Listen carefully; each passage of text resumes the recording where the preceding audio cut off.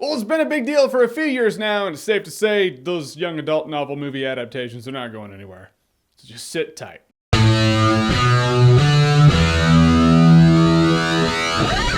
Maze Runner: The Scorch Trials. So Maze Runner: The Scorch Trials picks up where the Maze Runner left off. Maze Runner, in general, I actually enjoyed it as a movie. I hated the ending. I said that in my review. I said the ending was shit. Then people were like, well, don't worry, hey, you're being too hasty. In the next movie, they will explain things. Guess what? I just saw The Scorch Trials. Nothing was explained. It's still confusing as shit. I don't see how this world can even exist, so I'm going to talk about it in this review. No spoilers for Scorch Trials, but yeah, Maze Runner. Later on, we're going to talk about how that makes no sense. All right, so in this movie, the kids have been picked up. They're in this facility. Peter Baelish from Game of Thrones is in this movie. Some people, you just know when they're in the movie, you're like, you're gonna creep out and you're gonna be an asshole. Because you're Peter Baelish. It's like, you might as well have Brad Dourif in this movie. So anyhow, the kids escape this facility and now they're going out there because they need to find safe haven and civilization. Maybe there's someone out there who can help them. All the while, the evil medical empire called Wicked, it's called Wicked. Guess that's so you know they're the bad guys? Wicked. So anyhow, they're on the run, they're being pursued, and this is what this movie did. Maze Runner was kind of interesting because it was kind of this Lord of the Flies. You don't really know what's going on, you don't know what's happening, but they had a neat structure to it. Not in the most believable way possible, but they still did it, and they had some excitement when they went into the maze. Now, Scorch Trials is kind of this generic-ass movie where the future sucks, everything's a wasteland, but the future can only be saved by this youth. Not saying we've seen that a lot, but we have seen that a lot. It's not that exciting because you're not that interested, and you're still springboarding off the last movie where you're like, I don't know how this world can exist. Here is what pissed me off about the ending of The Maze Runner,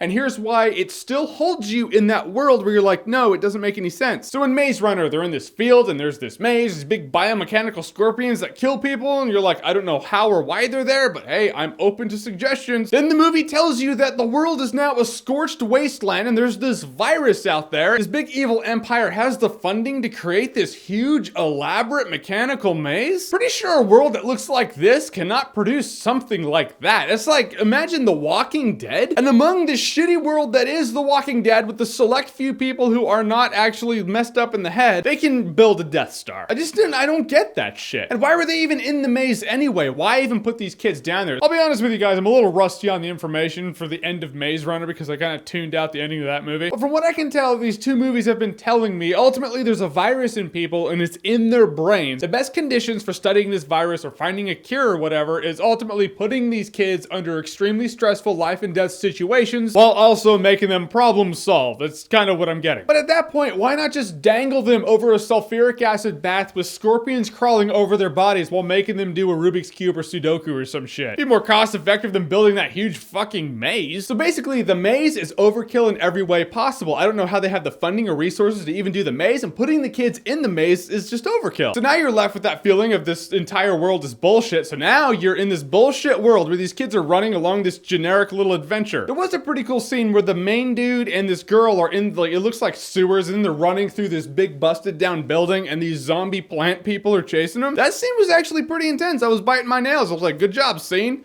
This is actually getting to me. Then that scene's over and you're like, all right, back to the generic post-apocalyptic adventure. And that's exactly what you're in for after that. And I know people are gonna be like, well, you need to read the book. No, I don't. A movie adaptation of a book should stand on its own to give the viewer all the information they need. You shouldn't need to read the book to know what's going on in the movie. If that's how the movie plays, then the movie has failed. So these books may be great, but this movie, it fails as an adaptation. That's on the movie. Plus, if a saga or a trilogy is going to withhold information to a point where the entire thing doesn't make sense, it's gonna fail. You shouldn't do that. It's a sweet to sour ratio, and here's what I mean. For every question you raise and make someone go, hey, that doesn't make any sense, answer 2 more questions. Because at this point, it's 4 hours of a saga that doesn't make any sense, and I'm not really that interested in seeing the third one at this point. That's how you lose your audience, so don't do that. Guys, in the end, you walk out of the Scorch Trials not really caring. I feel like this is gonna be a case of, if you read the book, you're gonna be interested in seeing the adaptation, but it's wasted potential. If you're looking for a really neat post-apocalyptic world, there are more interesting ones out there. Take your pick. Scorch Trials has a couple of interesting parts, but more or less, it's a generic romp, and you're not going to remember it in T-1 day. Yep, already forgot. All right, so Maze Runner: The Scorch Trials. Have you seen it? What did you think about it? Or what's your favorite post-apocalyptic saga? We'll go there. Whatever it is, comment below. Let me know. And as always, if you like what you've seen here and you want to see more, click right here to see more.